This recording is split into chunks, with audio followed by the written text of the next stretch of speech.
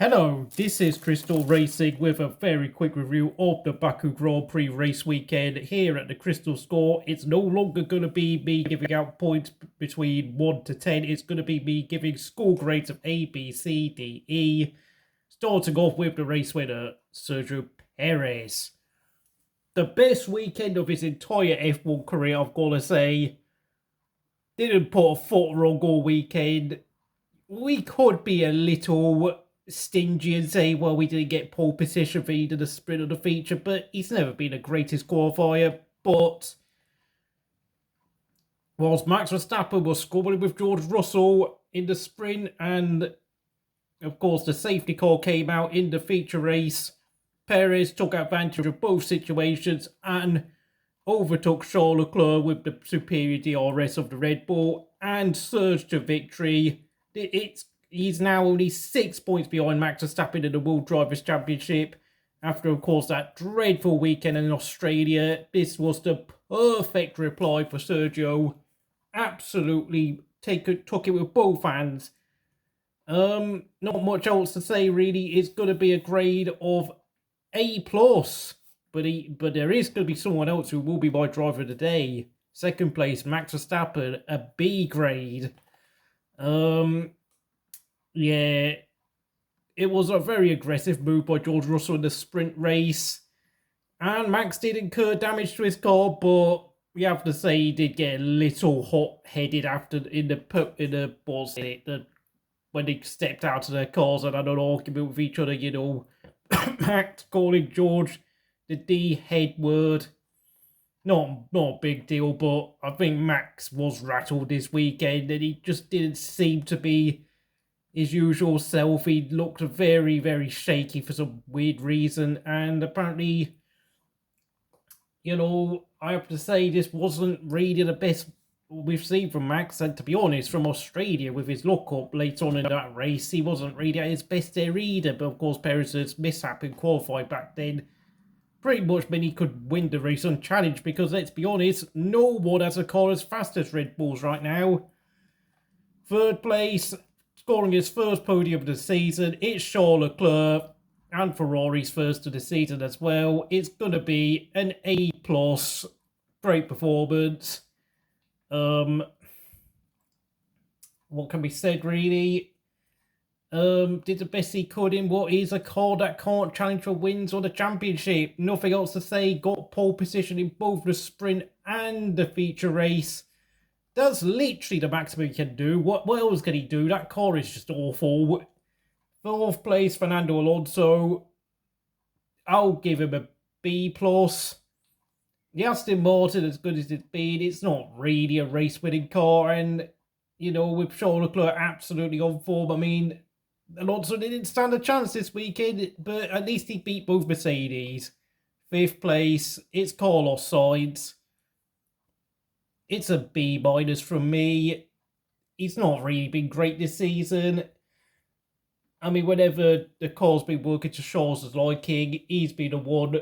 I mean, Charles has been the one capable of producing miracles in that Ferrari 2023 car. Whilst Carlos Sainz is just really average. I haven't got much to say for him. Sixth place, Lewis Hamilton. I'll just give him a B. You know, really struggled in the sprint yesterday. I think he finished down in, what was it, 7th or 8th. Did a little better today, outpacing George, but really, the Mercedes, it did well in Australia, but it's also not a championship winning, challenging car, and certainly nowhere near close to fighting a race wins. 7th place, Lance Stroll. B-.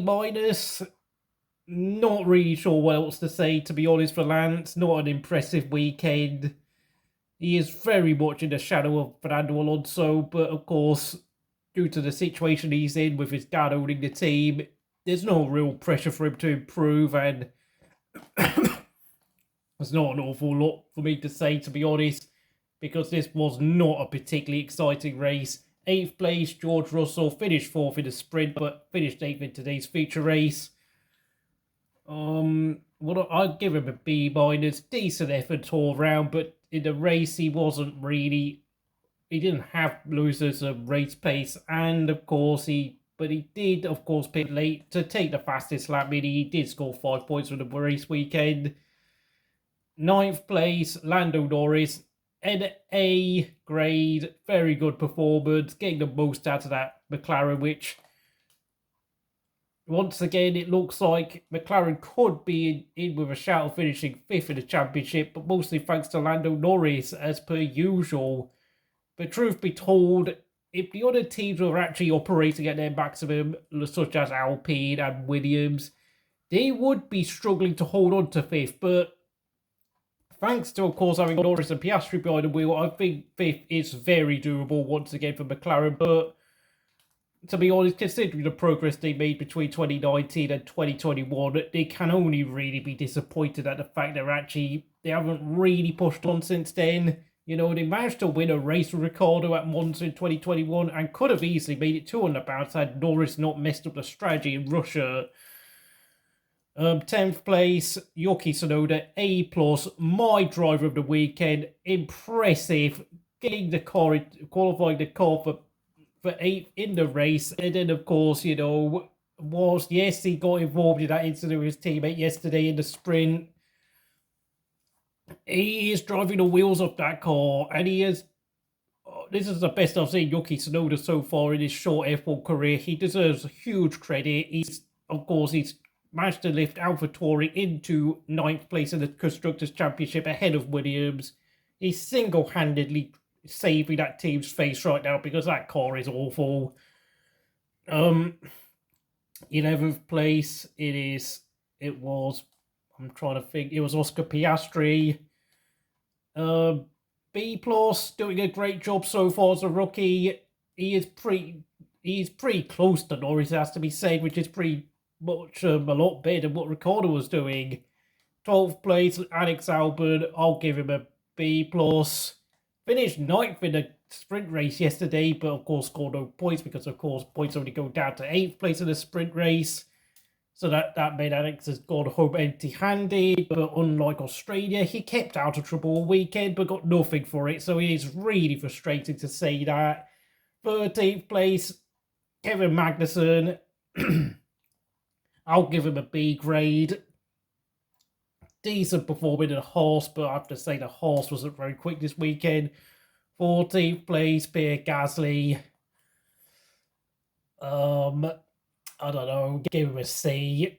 The Alpines were nowhere near the pace this weekend. I mean, Otmar came in saying we can challenge for 2nd place in the constructor standings. Like, well, I think this weekend has proved that was a load of rubbish because the cars weren't even good enough to be anywhere near the points. I mean, the upgrades have been a monumental failure. And then, of course, speaking of 15th place, Esteban Ocon, it's a C-. Did a good job in the feature race qualifying 12th, but of course, because the team broke Parc Fermé rules, that meant that Ocon had to start from the pit lane. And really, I mean, both in the sprint race and the feature race, he didn't really do anything, to be honest. He just struggled in both races. I am being fairly generous, to be honest, because I mean, of course, as you probably saw from the race, of course, Ocon, there were a ton of people standing in the way in the pit lane whilst he came in for a pit stop. The FIA, what were they doing? I have no idea. That was so poor, really, by the FIA once again. The FIA having yet another nightmare. Oh, well, I think I've already ranted enough about them about Australia. 16th place, Logan Sargent. I'll give him a C grade. Decent performance, finally finished the race, but his all-round pace is nowhere near close to Alex Albon. He needs to improve seriously. 17th place, Nico Hulkenberg. I'll give him a C+ for trying to gamble on his tyre strategy, which didn't work out, but hey, you know, he's been good so far this season, but today was just an off day. I'm not going to rag on him too hard for this. And of course, in 18th of last place, it was Valtteri Bottas. It's a D grade. Yes, I know the Alfa Romeo is terrible in its rear tyres, which mean that, of course, Valtteri Bottas likes a stable rear end, which is obviously the worst thing going for him. having an unstable rear end, so he can't really handle the back end of the car, meaning that Guanyu Zhou, or Zhou Guanyu, I beg your pardon, has been able to stay within touching distance this season and even beat him at Australia, but really fouled free. This is a really poor start to the season. I mean, it's very fortunate for him that Phil Pourchaire has been pretty poor in F2 this season, despite the fact this is now Phil Pourchaire's third year in Formula 2, and yet he doesn't seem to be making the most out of the fact that he has been given the best car at Prema to win the championship. So Bottas might be safe for next year, despite what's going on. And the two retirees, Zhou Guanyu, I'll just give him a C grade. I didn't really see him, and to be honest, the Alfa Romeo is probably the worst car in the grid, along with the AlphaTauri. And it's only thanks to the fact that he scored 6 points in Australia and Bahrain that they're in 8th place and, well, look like they might have a chance of escaping the bottom, really, thanks to two very good performances by both of the drivers there. And last but not least, Nick De Vries, 20th place. It's going to be an E grade. E. Just no pace, nowhere near close Yuki Tsunoda all season long. Stupid, silly errors, crashing into the barriers. Almost every time I've seen him on camera, like crashing out in feature race qualifying. I think he messed up again in sprint race qualifying. He also got involved in an incident with his teammate in the actual sprint event yesterday. And then, of course, crashing out of the race after 10 laps, bringing out the safety car. There's a guy who's definitely been the worst driver in the grid this season, considering he is now 28 years old. He's a Formula 2 champion. He's a Formula E champion.